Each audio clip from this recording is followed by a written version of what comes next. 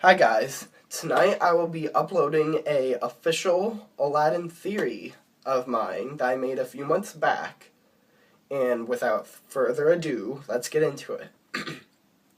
With my theory I'm about to talk about, I have full evidence now that the merchant and the genie are one and the same. But are they really? I have reason to believe there is more to the merchant that meets the eye. A fact about him I realized was that he was a collector of items.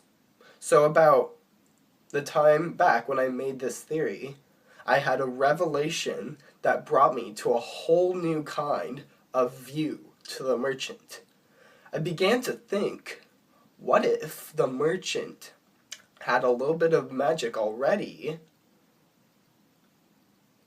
before, however, he was trapped in the lamp? Well, this is where I started to think about the Cave of Wonders. What if the merchant was connected to the Cave of Wonders? In the beginning, this is where we're going a bit deeper into my theory. This is where Jafar began to be part of it. In the movie, when Jafar says, "At last, after all my years of searching, the Cave of Wonders," it obviously tells me that Jafar has been on a search of it for a very long time, maybe even before Aladdin was born. Now, prepare for your mind to be blown, for this part of my theory was the craziest I summoned, but makes too much sense. Another line, Jafar says, "Now remember, bring me the lamp. The rest of the treasure is yours, but the lamp is mine." It just clicked to me. The way he said it, Jafar knew the merchant. Here's the back part theory of Jafar. Prepare to have your mind blown again. The genie's lamp belongs to Jafar, which led me to this. The lamp is Jafar's family heirloom, except the lamp is different than regular lamps. The lamp produces genies every 1,000 years, so it's mostly empty but filled with magic and power that resides within the lamp. So since I've gotten that fact down, let's go back before Aladdin even started. This is what I think happened. Wherever Jafar lived, a yard sale was going on, and he put the lamp on a windowsill, not very close, but the windowsill was close to the sale. The merchant was coming through and mistook believing the lamp was free. He took it, then soon later Jafar realized what happened and gone after the merchant, which led to a chase leading to the Cave of Wonders.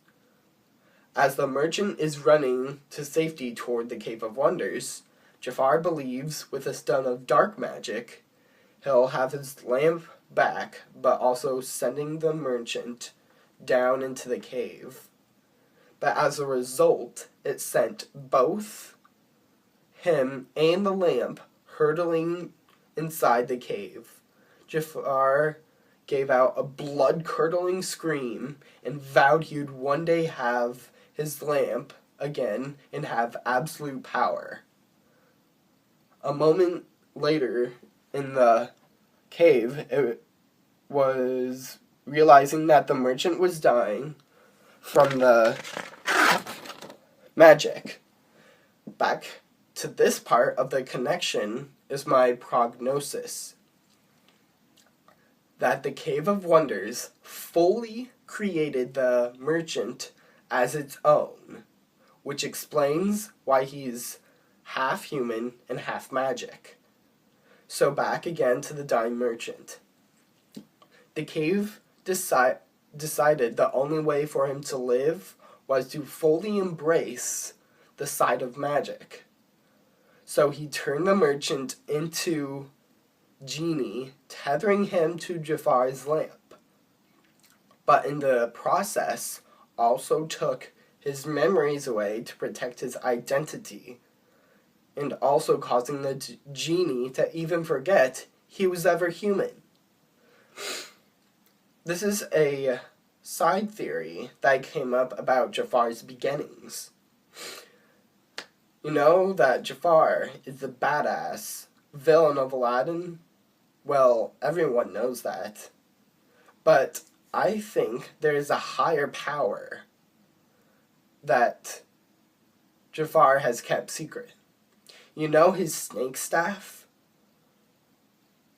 that never leaves his side? Well, I believe there is more to it that meets the eye. I believe it wasn't always his, and I think Jafar wasn't always evil. I stand to believe the true victim is Jafar. Let me explain. I think Jafar has lived a lot longer than they make us believe. What I'm mostly saying is that a very, very, very, very long time ago, even close to where there wasn't humans yet in Agrabah, Jafar was pure-hearted and innocent. But then, one fateful day, he had a close encounter with a very ancient snake and couldn't get free from its grasp. That snake was his staff. The snake was the one that started Jafar's addiction to have absolute power. So my final statement is that Jafar is very, very, very old. Hope you guys enjoyed my theory. See you later.